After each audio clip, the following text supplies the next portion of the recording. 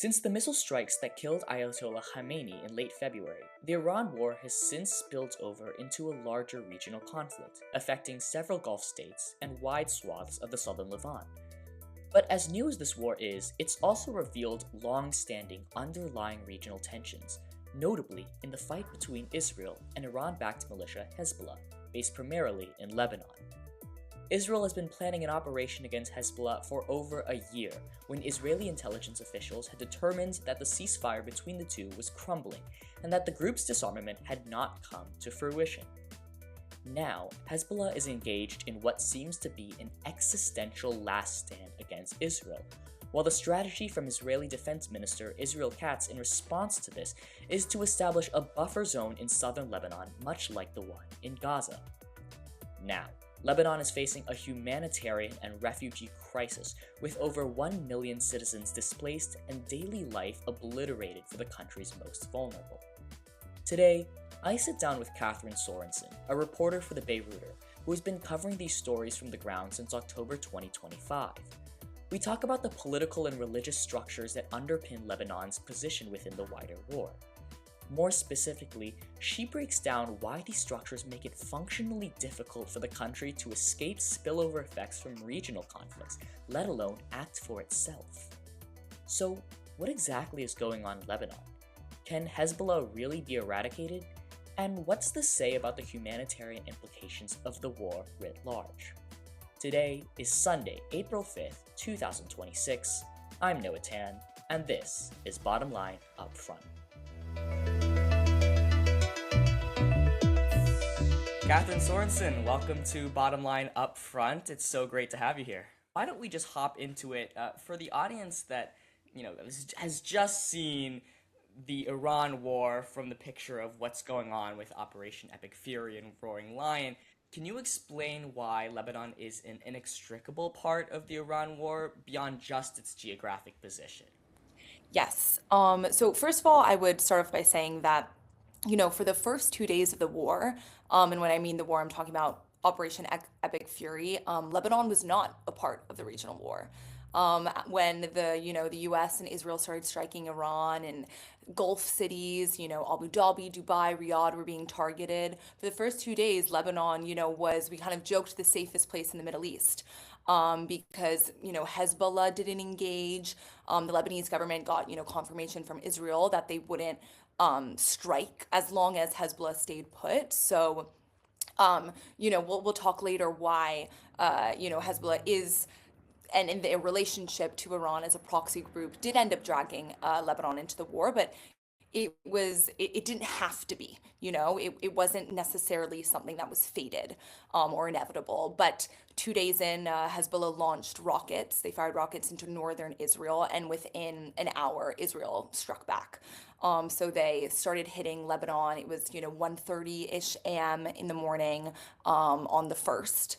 Or the night of the first, the morning of the second. So I awoke in Beirut at around 1:30 a.m. to bombs hitting Dahye, which is it's often referred to as the southern suburb of Beirut, and is kind of like the traditional Hezbollah stronghold within Beirut.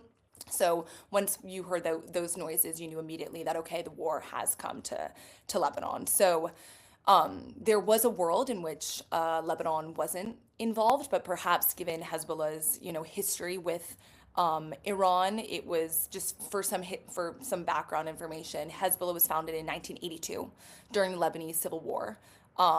Once Israel invaded in the south, and from the get-go, it had very strong relationships with Iran. So Iran sent IRGC members to help fight.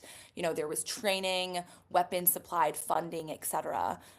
So since its birth in 1982, it has had these very strong ties with Iran. So on that sense, it might not be surprising that once war started in Iran, Hezbollah act. But as I kind of mentioned, there was a world in which Lebanon didn't need to get involved, but now it's kind of becoming one of the most devastating fronts of the war. Other than Iran, there's been high number of death tolls here, and there's also the belief that even if war wraps up in Iran, between Israel, the US, etc., that war will continue here in Lebanon. So it's definitely something to monitor going forward, and it could become the main front of the war.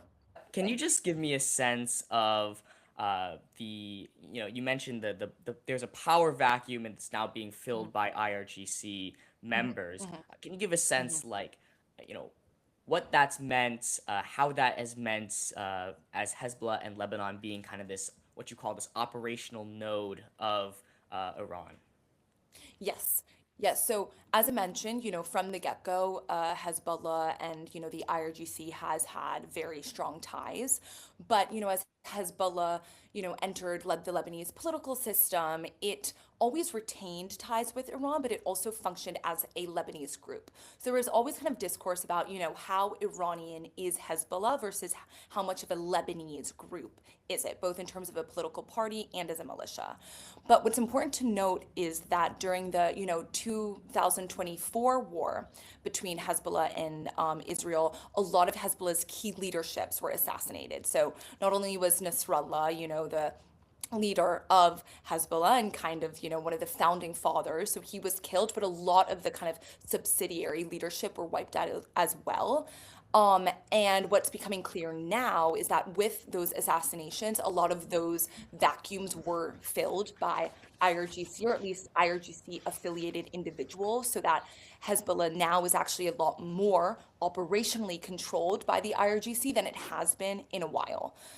So that was something that was, personally surprising to me as the war developed, but that also kind of partially explained, okay, why, not only why Hezbollah involved itself and by extension Lebanon in the war, but why it has continued to be unrelenting in its strikes on Israel, and has made clear that it is, not looking to negotiate, it's not looking to de-escalate, and part of that is due to the fact that the Iranians do have a fair amount of operational control over the group now.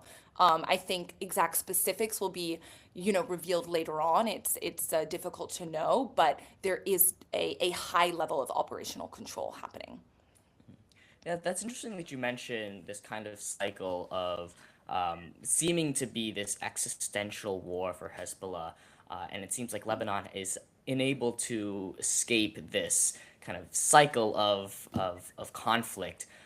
One thing I'd really love for you to touch on, in one of your pieces, you frame this war in a sense of systems thinking, where there is not kind of independent nodes, but each contribute to these emerging threats, emerging effects. Can you just walk us through how Hezbollah and its position within Lebanon has made it almost inescapable for Lebanon to keep getting dragged into these conflicts with Israel, and not only just that, but its inability to act for itself as a country? So, in order to answer that question, we have to understand Lebanon's confessional system because that is, critical to its political structure and how it operates both in this war and in past arenas. So, what it is essentially, it's a power sharing system that divides political power among Lebanon's different religious sects. So Lebanon currently has 18 different religious sects. And this power sharing structure was informally established under the National Pact Agreement in 1943 when Lebanon became independent from France. And then it was formalized by the Ta'if Accords in 1990, which ended the Lebanese Civil War. So essentially, what you have is all these high, civil, military, and political positions are divided based on sex. So, for instance, the president of Lebanon has to be Maronite Christian, the prime minister has to be Sunni, the speaker of the parliament has to be Shia. And then within parliament, there are 128 seats, and there has to be a 50-50 Christian and Muslim divide, which is kind of then like further divided by, different branches of Christianity, Orthodox, Maronite, Melkite, different Muslim sects, Druze, Sunni, Shia, Alawite, etc. So often this, confessional system is one of the reasons, as I kind of talked about in that piece, why you often get political paralysis because you have these sects kind of banding together to prevent certain, government decisions being taken. But on its own, you see confessional systems working in other countries, most notably Northern Ireland. So Northern Ireland has a fairly functional confessional sect system. what makes Lebanon different?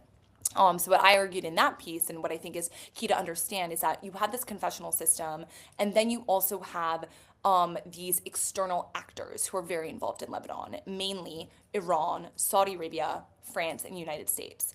So this is a bit of an oversimplification, but you could see, Iran is kind of acting on behalf of Hezbollah and at least a certain section of the Shia community in Lebanon. You have the Saudis that were for the longest time, very engaged in Lebanon Sunni community.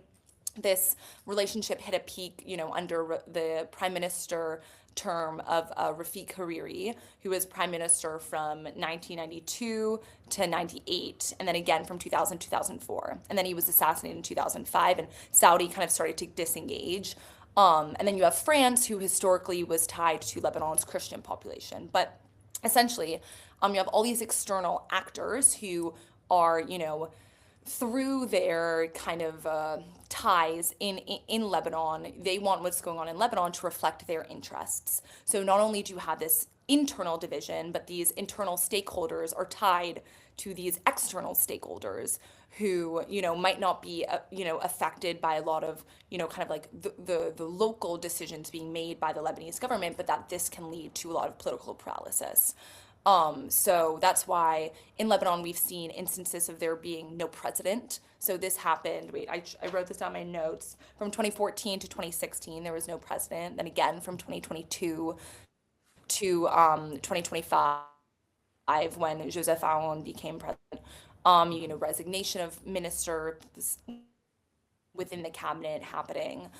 So it's kind of, you have this dual external stakeholders combined with Lebanon's confessional system that makes kind of a perfect storm for political paralysis. And actually, one other thing I want to talk about is the blocking third mechanism. So Lebanon's cabinet usually has like 20 to 30 individuals. Right now it's at 24. And most major decisions have to have a two-third majority. And since 2008 until 2025, when the new cabinet was formed under Salam and Aoun, Hezbollah and its allies, mainly you had the Harakat Amal, another Shia bloc led by Nabi Berri, and then the Free Patriotic Movement, a Christian bloc. They've maintained at least a blocking third in parliament. So that meant that they could bind together and veto most major decisions. So this was problematic because it then again led to these instances of paralysis. So what was really big with the new cabinet that was formed under Salam and Aoun, it was the first time since 2008 in which Hezbollah and its allies didn't have a blocking third. So that kind of signaled at least potentially a possibility for there to be more movement within the government. Interesting. I'm wondering, internally, you mentioned the different sects of political parties, of different interest groups. I'd like to, if you could elucidate a bit on kind of state capacity and the relationship between Hezbollah and the Lebanese government. Who is providing for the people within Lebanon's borders? Who is kind of acting as the functional grantor of state capacity? Yeah. So that's a key question for sure. So I'll first just start by talking about Hezbollah in its political function. So we have to understand that Hezbollah exists as both an illegal militia, an illegal armed wing, but then also as a legal political party within Lebanon. So it entered the Lebanese political system in 1992 with those elections, and it has been a part of the political system in Lebanon since then. So it's important to differentiate between its legal political form and its illegal armed form. So that we'll just start with that. But as for who is providing for the Lebanese people, this is one of Hezbollah's key narrative points, where they argue that the Shia community in Lebanon has been underrepresented, it has been underserved, its interests have been pushed to the side in favor of the more powerful Christian blocs, and then also the Sunnis. And there is definitely truth to that statement. The Shia community in Lebanon has historically been, more disenfranchised, has had less, say in, parliament. Even if you look at prime minister, speaker of parliament, and the president, the speaker of parliament is the least powerful out of those three, and that's the one that the, Shia uh, uh, sect gets control over.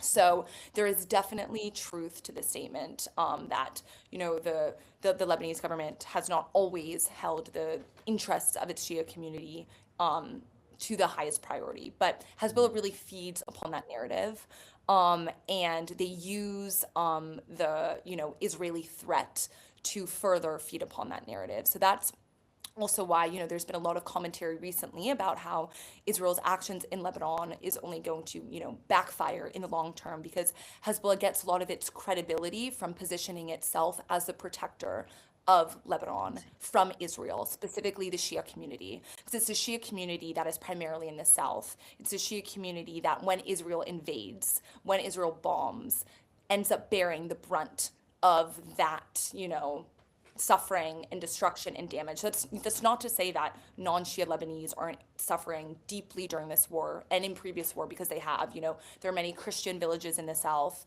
that have refused to evacuate, that are being decimated. Like, this is a war that is infecting all of Lebanon, so it would be very dangerous to reduce it to just something that the Shia community has been feeling. But that is a key part of the narrative. And Hezbollah has always positioned itself as al-Muqawama, or the resistance. We are the resistance. We're going to protect you from the Israelis, not the Lebanese government. So why Hezbollah's disarmament was so critical, and Hezbollah had to disarm under the 1990 Ta'if Accord that ended the civil war, under the UN Security Council Resolution 1509 or 1509 in 2004, 1701 in 2006, under the November 2024 ceasefire. They've had to disarm because, again, it threatens the sovereignty of the Lebanese state. When you have this armed militia, the arms should only be in possession of the Lebanese armed forces. But Hezbollah kind of justifies its continued armament, if you can say that, by pointing to Israeli aggression and by undermining the Lebanese armed forces. So you kind of have this cycle where Israel says, well, we have to be invade, or we have to strike, or we have to be aggressive because Hezbollah isn't disarming and is posing a threat. And Hezbollah is saying, well, we're not going to disarm because Israel continues to be a threat, and all of that undermines the Lebanese government, right? So it's so important for Lebanese sovereignty and for the government as a whole, and to be taken seriously on an international stage, to be the sole, holder of weapons. And Hezbollah's possession of arms from the get-go have always threatened that. I think what you've just mentioned is a great segue into talking a little bit about what's going on now with the current conflict between the Israeli forces and Hezbollah. Can you just outline for the audience just how small of a country Lebanon is, and how, just even if there is conflict going on in the southern suburb of Dahia, that actually isn't insignificant. That is quite significant. Can you just outline what the scope and the Yes, scale of this conflict is? definitely. So first, I'll start with Lebanon as a whole. So I always tell this to my American or non-Lebanese friends. Lebanon is so tiny. Just some points of reference that I frequently cite. It's a little bit smaller than the state of Connecticut. California is 39 times as large as Lebanon, and the United States, with all its territories, is 880 times larger than Lebanon. So just sit with that. We're dealing with a country that is smaller than Connecticut. So all these developments are happening within a very, very small geographic area. So for instance, the distance from where I am right now to the Litani River, which is essentially what Israel wants to make the new border, is an hour and a half, an hour 20 by drive. So it's very, very small. I could be at, where there has been skirmishes between Israeli troops and Hezbollah within a little above an hour. So already we hear about southern Lebanon and you think, okay, you kind of divide southern Lebanon from the rest of Lebanon. Well, first of all, southern Lebanon is Lebanon. It is, sometimes you would think for a second it might be some separate country the way it's always categorized as southern Lebanon, but it is within, depending on where you are, an hour to an hour and a half. So it's very, very, very close. So when Israel talks about establishing a security buffer zone that reaches up to the Litani River, which had always kind of been in the cards, but the Israel Katz, Israel's defense minister, said on Tuesday definitively, we are looking to establish a buffer security zone, and we will not withdraw until the northern borders within Israel are safe, and that the 600,000 people who live in that area will not be allowed to return. He said this explicitly on Tuesday. That is approximately 8 to 10% of Lebanon's territory. Wow. So there is a version of this war that when it finally ends, Lebanon loses control of 8 to 10% of its territory, which is, and it is such a significant proportion of its territory. And also for so many Lebanese, it is absolutely devastating to think that they cannot return home, that they cannot return to their land, because there's such an attachment to land here. Lebanon as a country, it's very young. It officially was founded in 1943. So much of people's identities is tied to the land. So that's why it's incredibly upsetting that people would not only be able to not return home, but that their homes are being devastated and destroyed, and that Israel is looking to continue its occupation. So that kind of gives a sense of Lebanon's geography as a whole. And then turning to Dahye, because I think Dahye is incredibly misunderstood. It's often translated in Western media as the southern suburbs of Beirut, which makes sense because Dahye literally in Arabic translates to suburb. So it's not a hostile mistranslation, but I think in the American consciousness, when we think of suburb, we think of white picket fences. We think of areas with space 20, 30 minutes outside of the city. That is not Dahye. Dahye is a highly populated, dense urban area. Around 400,000 people live there. It is 10 minutes from the city center. It is 12 minutes from where I am. It is very much a part of Beirut. So with the initial strikes were on Dahye, and most of the strikes in Beirut have been on Dahye because it's again considered Hezbollah's stronghold in Beirut, although Israel has targeted central Beirut in the last 2-3 weeks. But when they strike Dahye, you hear it all around. That was the sound of the bombs that first woke me up.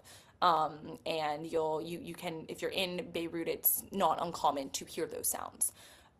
So just to keep in mind not only how small Lebanon is, but also within the capital, how Dahye functions within Beirut, and that it's not this suburb. It is home to 400,000 Lebanese, and it is very, very dense urban area. So when there are these strikes, it can have very devastating consequences. Yeah, I think for a lot of us, just reading about this or watching this on the news, there can be a lot of disconnect. From your job, being on the ground, reporting from the ground, kind of living it every day, um, can you give us a sense of the personal stories or the anecdotes that you've heard about how this war has affected people on the ground, not just in Dahye, but also based on schooling or the humanitarian crisis that's unfolding, more than 1 million people displaced in Lebanon. Can you give us a sense of what's going on the ground relating to the humanitarian crisis that's unfolding, but also the war tactics, the psychological leaflets being dropped from planes, things like that? Yes. What's the sense of the scope of this war?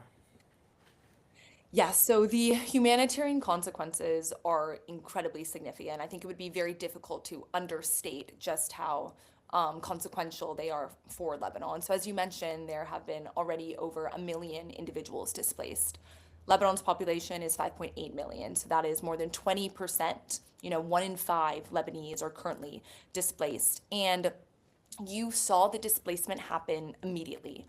So I mentioned on they kind of struck early. Israel first struck early Monday morning, and by mid Monday morning, there were already people along the Corniche with their tents in their vans. I was there maybe 5 hours after the strikes first came, and the displaced were had already start, you know, coming in. And since then, it has only risen, as entire areas of the south were forced to be evacuated. The forced evacuation orders have extended all the way up to the Zahrani River, so you kind of have the Litani River, and then above that, the Zahrani River, and all of that area has been um, forcibly displaced. Obviously, there are those who have stayed, but Israel has made clear that if you stay, you are, essentially putting yourself at grave risk and can be considered a target.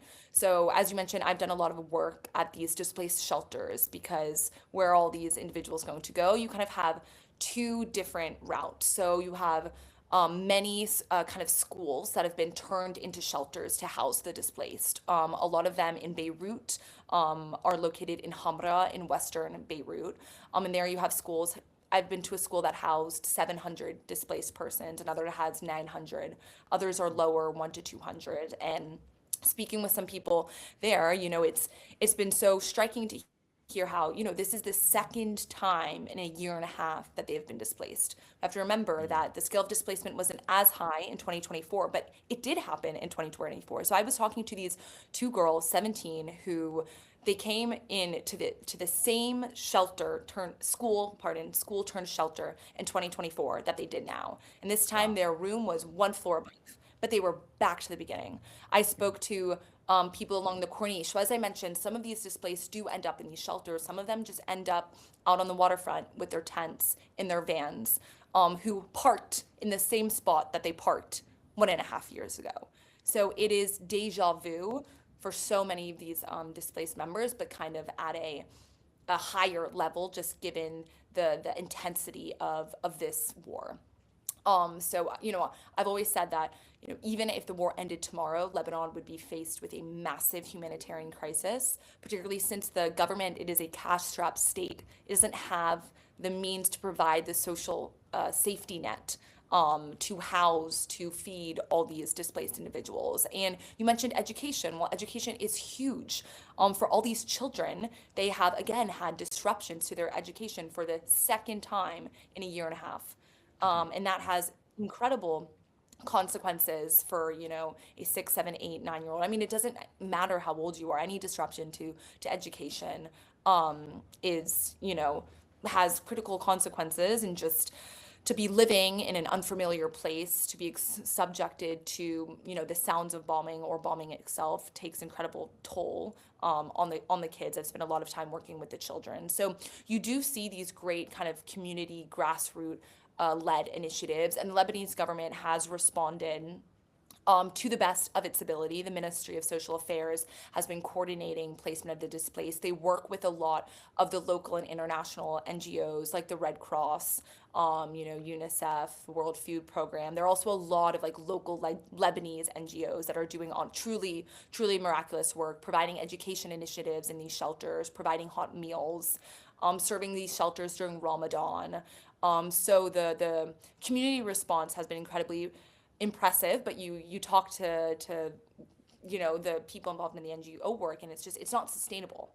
But there's no end in sight. So Lebanon is kind of operating on a day-to-day basis, but every day it kind of becomes more clear that this isn't going to wrap up in a week. And even if it did, well, where are all these people going to go? Israel said on Tuesday, at least 600,000 of these people won't be able to return home. Well, where will they be housed? Again, within this tiny, tiny country. And I also think it's important to just talk about kind of the exacerbating of sectarian tensions, which is another unfortunate result of this, because a lot of the displaced are Shia. Again, don't want to oversimplify, but a large proportion are. So now you have these Shia communities living in sometimes non predominantly Shia communities, and for the local residents there, I think I've also spoken to people that are concerned kind of about the implications in a month to 2 months when maybe perhaps the local residents feel as if their space has been taken over or shifted, that there's been great demographic shifts because of the displaced, which also will then add to some of these kind of underlying sectarian tensions. Before we continue, I'd like to remind you that the Bottom Line Upfront podcast is a community supported by listeners like you. The Rules of Engagement Substack was started to offer a space for diverse voices to tackle the world's most pressing geopolitical challenges. So if you are enjoying the ideas that are shared in the episode, please share this podcast with your friends, family, and others who may be interested in international security. Now, let's get back to the episode. You talk about, even if it was over in a week, there'd still be a mass displacement. But from Yep. many accounts, it seems like this is a continuing conflict and does not seem like it's going to be over in any time soon. Yep. Recently, the Israeli Defense Minister, Israel Katz, said he wants that security zone to the Litani River and to establish, the Gaza model or the Rafah model Mm. on the southern part of Lebanon. Uh, how how practical do you see this being? Like, what are the assumptions that would need to be in place for them to actually establish the Gaza model up to the Litani River? Yep. So that is definitely a high concern of many in Lebanon, is these very kind of explicit comparisons that Israel is making to Gaza, given its operations in Lebanon. So as you mentioned, on Tuesday, Israel Katz, the defense minister, explicitly said, we will, be looking to represent our operations in Gaza, in Lebanon. And on Friday the 13th, I remember because it was seemed funny that this occurred on Friday the 13th. Israel dropped leaflets over, at least I know, over Beirut, and there were two leaflets, but one of them made again the explicit reference to Gaza, and it referenced the remarkable success in Gaza, and said that if Lebanon wasn't careful, it could, see that happen here. So the Gaza references are obviously deeply, deeply concerning because, I mean, if you unfortunately look at what's there, there's very, very little infrastructure left. Most villages, neighborhoods, areas have been destroyed, and already you're seeing that coming out of the south of Lebanon. So if you see photos from some of these villages in the south of Lebanon, you might think it's Khan Yunis or different areas in Gaza. Like, it's already started. I think the question is, how much further will it continue? How much further north will it continue? And what will it take for Israel to feel as if Hezbollah has been eradicated? Because you can, again, if we look back to Gaza, Israel always said we will eradicate Hamas. Has Hamas been substantially weakened since October 7th? Absolutely. Has Hamas been eradicated? Verdict's still out on that, right? Hmm. Sometimes you see instances in which it seems as if they still hold significant kind of political and almost social control over the area. And I think you can make the same comparison to Hezbollah. What would it mean for Hezbollah to be eradicated? Are we talking about the militia? Are we talking about its political form? Right. What's that going to take? And I think there's also a fear that even if Hezbollah were eradicated, well, might just another resistance, some Mukawama group pop up in its place now that Israel is occupying the south? Because again, this southern occupation, regardless of a Lebanese's political affiliation, like, this is such a point of contention, and to think that Israel might occupy this land is deeply concerning. So, I see a scenario in which, okay, maybe Hezbollah has been nominally eradicated, but that some offshoot sparks up and says, look, we have to continue with the fight because Israel's in our land and we can't stand for that. So I think I at least am very concerned by Israel positioning the end goal as the eradication of Hezbollah, because that feels like a very confusing metric, and also one that might take a very long time to achieve. I mean, Israel's military capacities is stronger, period. They will defeat Hezbollah, but what will that look like? What will Lebanon look like once that happens? And then what's going to result in the next month? Will just another group pop up in its place? Who knows? Hmm. I think it's very interesting to bring up this, what does the eradication of Hezbollah look like? Because, in many views, it could seem as though the eradication of Hezbollah is a quite soft or subjective goal. And so, is that by design? Do you think, in terms of if you're trying to kind of read into the minds of the Israeli Defense Forces, is that the goal, to make this a subjective enough objective that they can do what they seem is, the a win in Lebanon, by moving the goalposts either further or closer depending on how the war is going. Yeah, no, I think that's a great point. I think it is very intentionally vague. And it's again, it's confusing to people in Lebanon what that looks like. Because we have the armed wing of Hezbollah, we have its military component as well. And even you also sometimes hear, well, if Hezbollah is eradicated, that might be the silver lining of this war. There are many people in Lebanon who are, absolutely furious that Hezbollah dragged Lebanon into this war because when they fired rockets at Israel on, the March 1st, March 2nd, that was not the actions of the Lebanese state. That was the actions of a rogue, armed, non-state militia. And now Lebanon, as a country, right, is experiencing the effects of the Israeli invasion in response to that. So you sometimes do hear, okay, well, maybe they'll finally wipe them out. Maybe they'll finally wipe them out. But then the question after that is, okay, but what does that even look like? And it's really difficult to imagine that there's going to be no group or Lebanon whole will stand for its south being occupied. So you often hear that this is the war to end all wars between Israel and Hezbollah. That you had skirmishes and not you had more than a skirmish, but you had conflict in 2006, you had conflict in 2024, and now khalas, this is it. This is going to be the end. But what that end is very vague. I think on all sides. And I think the only thing for certain is that the Lebanese people are going to lose regardless. There's no version in which this is good for the Lebanese people or the Lebanese government. Just given the humanitarian implications, the potential loss of land, the deaths that will continue to result from that. So definitely a lot of anxiety surrounding, what does an end even look like? Yeah, do you think, you bring up this as the war to end all wars between Israel and Hezbollah, or Hezbollah is in this existential last stand. What about this, um, either historically or operationally, makes this different, not just in the scope of the war, but also just, the narrative? What makes this kind of the last stand? Is that a fair reading? Yeah. Yeah, yeah. Yes, I think understanding this war as the last stand or the war to end all war is a fair characterization of how people are perceiving the conflict here. Just to back up a little bit and provide some historical context. So, as I mentioned, Lebanese civil war ended in 1990, but Israel occupied southern Lebanon until 2000, and then it finally withdrew.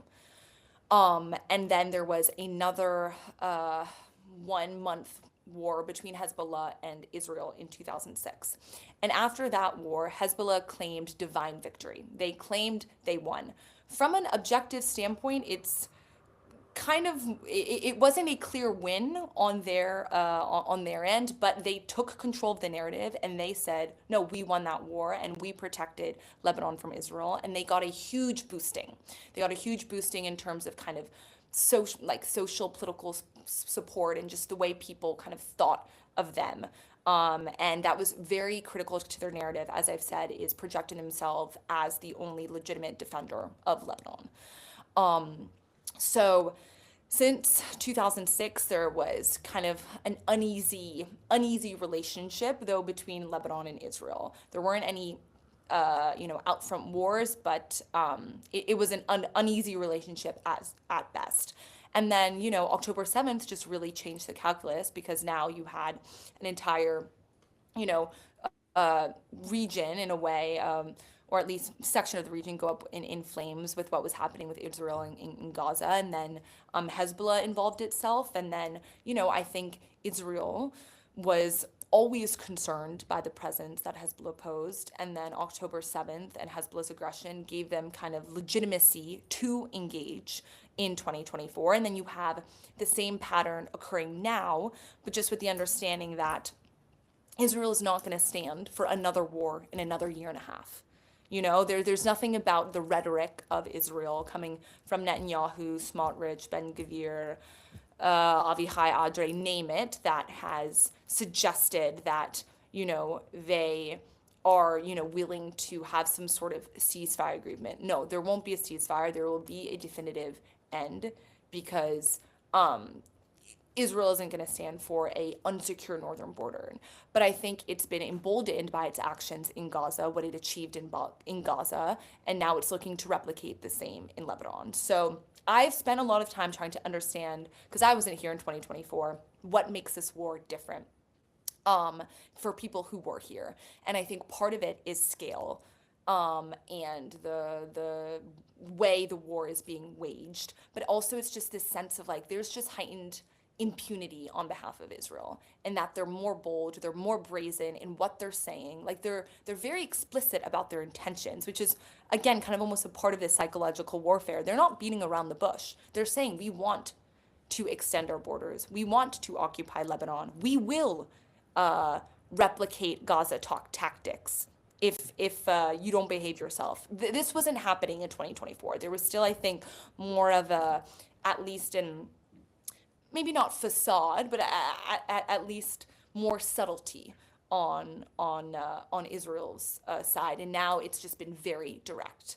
And I think part of that just has to do with the history of what happened in Gaza since October 7th, and just also the fact that, as we kind of started, the entire region is engulfed in the war. And at least from an American perspective, people still kind of consider this to be a war waged in Iran. And Lebanon's a bit of an afterthought for many outside of the region, which makes sense. If you're American looking at what's happening, you're probably most focused on Iran. But again, I think it is far more likely what goes on in Iran wraps up before there is any sense of end to the conflict in Lebanon, even as obviously the civilian and infrastructure and humanitarian devastation in Iran is incredibly high. I think that front will end before it does here. Yeah, I guess the two-part response, follow up to that is just pulling on that idea of impunity a bit. What in your reading is giving Israel this sense of impunity? Is it support from the United States? Is this the unenforceability of the International Criminal Court or international law writ large? And then if I may ask you to be a bit speculative, if that is the case, how do you see this conflict actually coming to an end, or at least to some pause point? Do you see this kind of lasting a long time? Do you see there being a need for the United States or other external forces to come broker something, or is this going to be full on until Israel can get to the Litani River? This is not going to end. Yep. So just answering your first question about kind of the impunity through which Israel is acting, I think you cited a bunch of good examples. I think, look, at the end of the day, Israel was able to do what it wanted in Gaza. It lost kind of a lot of international support. It, incurred a lot of condemnation from the international community. But if you really look at it, there wasn't, many concrete steps taken to, restrict or contain Israel's actions in Gaza, even as there were, accusations of genocide and you had the ICC stepping in. There was very little enforcement. So it was kind of able to have free reign. And then part of that was also obviously enabled by the US's support of Israel, even if at the end you saw Trump kind of stepping in and, pressuring Netanyahu to wrap up Gaza sooner rather than later. But I think projecting here, but if I was a part of the Israeli government and I looked at what occurred in Gaza, I think my takeaway would be, well, okay, the world already now is quote unquote turned against us. We've already been condemned for what occurred in Gaza. Like, why not just replicate it in Lebanon? Because there weren't really any checks to their actions in Gaza. And you're seeing the same thing happening in Lebanon. You have France has been particularly vocal of condemning what's going on in Lebanon, just given its historical relation with the country. And you have, statements being issued by the UN and by the EU, but it's statements, it's words. There hasn't been any concrete policies taken. And a lot of attention is on Iran. As I've said. So, if Lebanon was the only front, well, then there might be more pressure coming in from the international community. So that's why international and diplomatic assistance is going to be so, so important for Lebanon. As I mentioned, it is a cash-strapped state. It doesn't have the financial capacity to, support the peoples and the devastation that has occurred on behalf of the war, and it needs the support of the international community. And that's what's also been very worrying to me is, the US is actually the primary backer of the Lebanese armed forces in terms of finances. And the US's, eyes are totally focused elsewhere. So you kind of have these snippets coming in through primarily Europe and led by France that have said, guys, we need to focus on what's going on in Lebanon. We need to make sure Israel's actions stays contained. But right now, it's been more word than deed.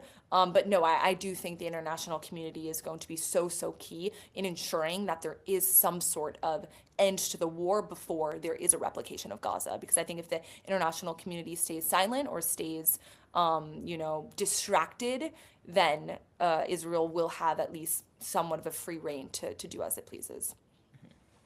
Great. Well, I think we're almost at time, but the last thing that I'd want to ask you is, for our audience that's listening along, that kind of, maybe follows the Iran war and is trying to learn a little bit more about what's going on in Lebanon, what is the one takeaway you want them to walk away with after listening to this episode? Yes, I would say that, Lebanon is at risk of becoming the most vulnerable and volatile front, and that the stakes for this country, for the war, maybe other, it's not a competition, but maybe other than Iran, there's no country that will bear the brunt of the war in the region, and then, specifically Israel's action. So I would just say keep an eye on Lebanon.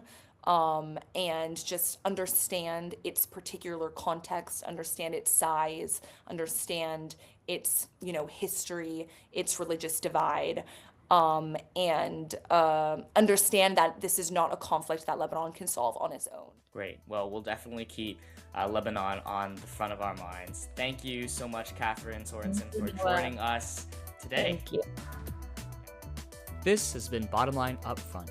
Bottom Line Upfront is written and produced entirely outside of the host and guest's professional capacities. The views and opinions expressed on this podcast are not necessarily representative of the Carnegie Endowment for International Peace or Stanford University. They declare no conflicts of interest. All errors are their own. If you appreciated what you heard today, please remember to like and subscribe or share it with your friends. For more episodes, go to roemedia.org. Thanks for listening.